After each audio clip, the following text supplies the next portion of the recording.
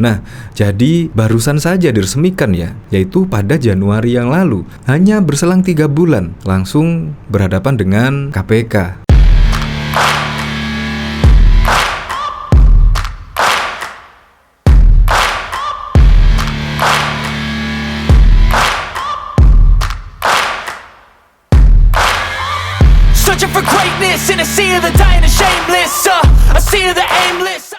Nah, ini termasuk kebetulan apa enggak ya?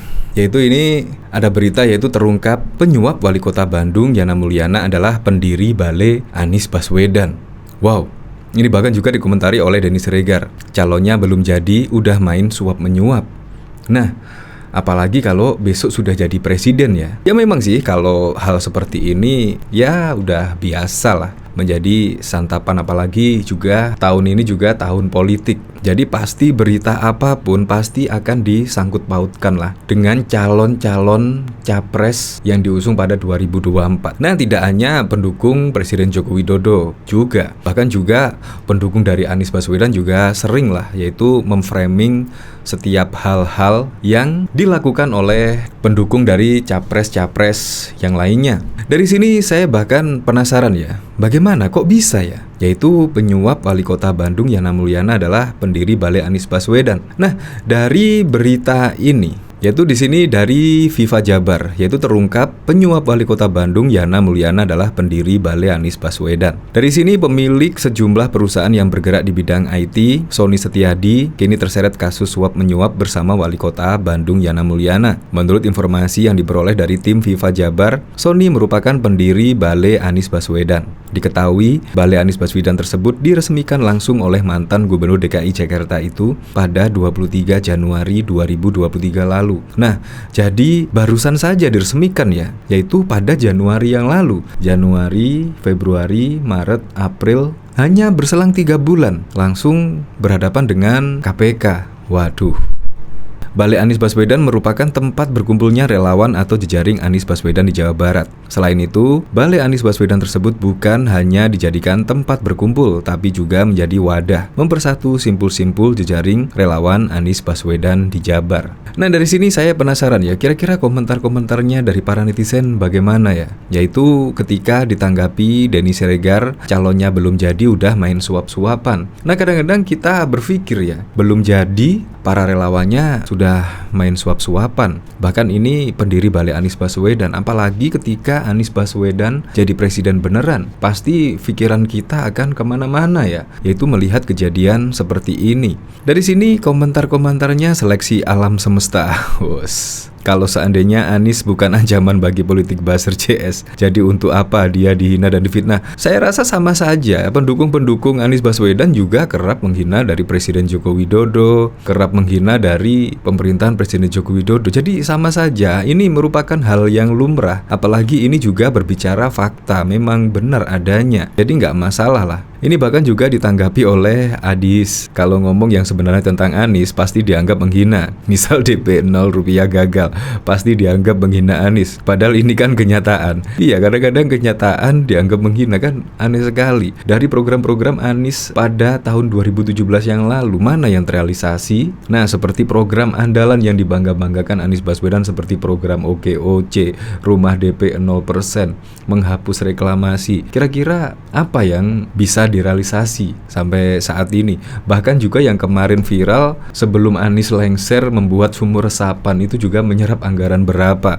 dan hasilnya Anda juga bisa tahu sendiri. Jadi sekarang sangat mudah sekali lah mencari berita-berita tentang kesuksesan atau kegagalan dari rekam jejak masa lalunya, sangat gampang sekali. Mereka berawal dari cinlok kayaknya bang, iblis suka nyuap-menyuap, rusak sebelum jadi, backing kuat tapi calon pembeli gini sih bikin gemes bohir, mosok yang ini masih. Ya seperti itulah. Jadi memang kita harus bisa benar-benar memilih calon pemimpin yang bisa mensejahterakan masyarakat dan bisa membuat maju negaranya. Ya terlebih yaitu melanjutkan program-program berkesinambungan dari presiden-presiden sebelumnya. Itu yang paling penting. Dan menurut saya, ya pendukung sama yang didukung itu ya kurang lebih hampir sama lah. Apalagi kita ketahui pada saat Anies menjabat di DKI Jakarta, ya kelebihan bayar itu kayaknya sering banget kita dengar, kelebihan bayar si A, kelebihan bayar si B, dan tetapi sama BPK ya akhirnya mendapat WTP. Ya, itu menurut saya juga tanda tanya yang sangat besar sekali. Oke lah, untuk lebih lengkapnya simak berita berikut ini, Good News Indonesia. Pemilik sejumlah perusahaan yang bergerak di bidang IT, Sony Setiadi, kini terseret kasus suap menyuap bersama Wali Kota Bandung, Yana Mulyana. Menurut informasi yang diperoleh dari tim FIFA Jabar, Sony merupakan pendiri Balai Anies Baswedan. Diketahui, Balai Anies Baswedan tersebut telah diresmikan langsung oleh mantan Gubernur DKI Jakarta pada 23 Januari 2023 lalu. Balai Anies Baswedan merupakan tempat berkumpulnya relawan atau jejaring Anies Baswedan di Jawa Barat. Selain itu, Balai Anies Baswedan tersebut bukan hanya dijadikan tempat berkumpul, tapi juga menjadi wadah mempersatukan simpul-simpul jejaring relawan Anies Baswedan di Jawa Barat. Sony Setiadi sendiri menjabat sebagai Ketua Dewan Pengarah di Balai Anies Baswedan Jawa Barat. Pada saat peresmian balai tersebut, Sony mengungkapkan bahwa kata balai tersebut merujuk pada kata balai, yakni sebuah tempat berkumpul atau tempat untuk pertemuan. Sony juga menuturkan pada kesempatan itu bahwa balai berfungsi sebagai rumah, kantor, dan tempat di mana sebuah pertemuan itu digelar. Tidak hanya itu, balai juga memiliki fungsi untuk mengadakan pelatihan atau semacamnya.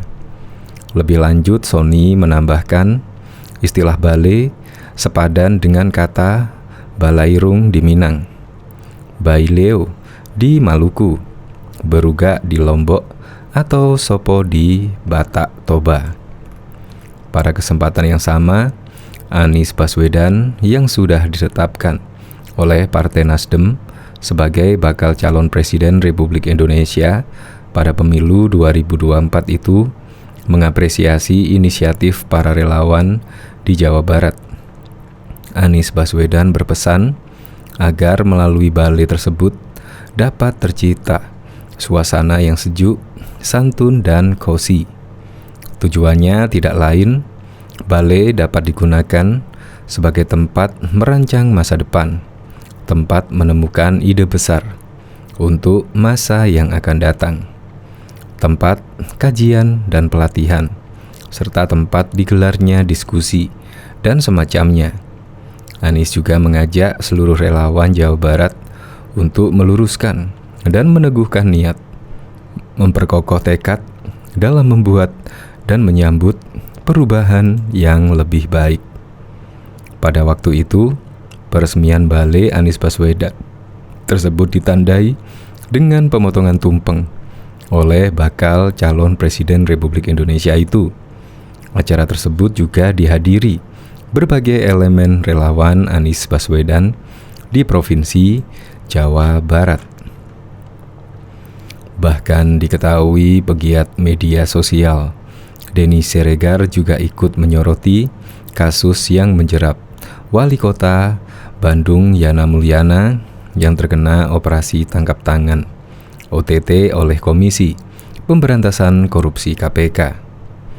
Diketahui nama Sony Setiadi diduga terseret kasus ini lantaran menyuap Wali Kota Bandung Yana Mulyana. Ia pun juga diketahui sebagai pendiri Balai Anies Baswedan, yang merupakan wadah berkumpul relawan Anies di Jawa Barat, yang diresmikan langsung oleh Anies Baswedan sendiri pada 23 Januari 2023 silam. Calonnya belum jadi, udah main suap-suapan, celetuk Denny dikutip dari akun Twitter pribadinya pada Selasa 18 April 2023. Diketahui Sony menjabat sebagai Ketua Dewan Pengarah di Balai Anies Baswedan, Jawa Barat. Pada saat peresmian balai tersebut, Sony juga mengungkapkan bahwa kata balai tersebut merujuk pada kata balai, yakni sebuah tempat berkumpul atau tempat pertemuan. Sony juga menuturkan pada kesempatan tersebut bahwa balai berfungsi sebagai rumah, kantor, dan juga tempat di mana sebuah pertemuan tersebut digelar. Tidak hanya itu saja, balai juga memiliki fungsi untuk mengadakan pelatihan atau semacamnya. Lebih lanjut, Sony menambahkan, istilah balai tersebut sepadan dengan kata balairung di Minang, baileo di Maluku, beruga di Lombok, atau sopo di Batak Toba. Pada kesempatan yang sama juga, Anies Baswedan yang sudah ditetapkan oleh Partai Nasdem sebagai bakal calon Presiden Republik Indonesia pada pemilu 2024 itu mengapresiasi inisiatif para relawan di Jawa Barat. Anies Baswedan juga berpesan agar melalui balai tersebut dapat tercipta suasana yang sejuk. Komisi Pemberantasan Korupsi (KPK) dalam waktu 8 hari ke depan telah melakukan 3 operasi tangkap tangan. Ketiga operasi penindakan itu meringkus Bupati Kepulauan Meranti, Muhammad Adil, sejumlah pejabat Direktorat Jenderal Perkeretaapian Kemenhub, dan terakhir Wali Kota Bandung Yana Mulyana. Kepala Bagian Pemberitaan KPK Ali Fikri menegaskan, ketiga kegiatan operasi senyap itu bukan untuk mengalihkan isu bocornya dokumen rahasia penyelidikan di Kementerian SDM. Menurutnya, isu itu dihembuskan oleh pihak-pihak yang tidak suka dengan cara dan kinerja Komisi Pemberantasan Korupsi. Tidak benarlah itu, bisa jadi. Pernyataan demikian biasanya dikeluarkan orang yang pro koruptor saja. Mereka tidak suka dengan pemberantasan korupsi tetap berjalan, kata Ali dalam keterangannya pada Selasa 18 April. Ali menjelaskan, kegiatan tangkap tangan membutuhkan persiapan yang matang, karena giat tangkap tangan membutuhkan tim yang solid untuk mengungkap adanya perbuatan tindak pidana korupsi. Itu persiapannya, tidak sehari 2 hari. Dibutuhkan kerja tim dengan matang, bukan kerja perorangan, ucap Ali. Juru bicara KPK bidang penindakan ini juga menegaskan, Komisi Pemberantasan Korupsi telah memiliki sistem yang mapan sehingga tak berpengaruh dengan isu apapun. Menurutnya, meski kini tengah dihembuskan isu bocornya dokumen, KPK tetap melakukan kerja-kerja pemberantasan korupsi. Namun, Ali menghormati adanya pelaporan dugaan bocornya dokumen rahasia penyelidikan ke Dewas Pengawas KPK. Ia meyakini Dewas KPK akan bekerja secara profesional menangani aduan tersebut. Bahkan diketahui DPD Partai Keadilan Sejahtera PKS Kota Bandung merasa kaget dan prihatin dengan peristiwa operasi tangkap tangan OTT oleh KPK terhadap Wali Kota Bandung Yana Mulyana dan jajaran Dinas Perhubungan Kota Bandung pada Jumat 14 April 2023. Yana Mulyana diketahui merupakan kader dari Partai Gerindra. PKS mengaku akan lebih berhati-hati dalam menentukan koalisi ke depannya.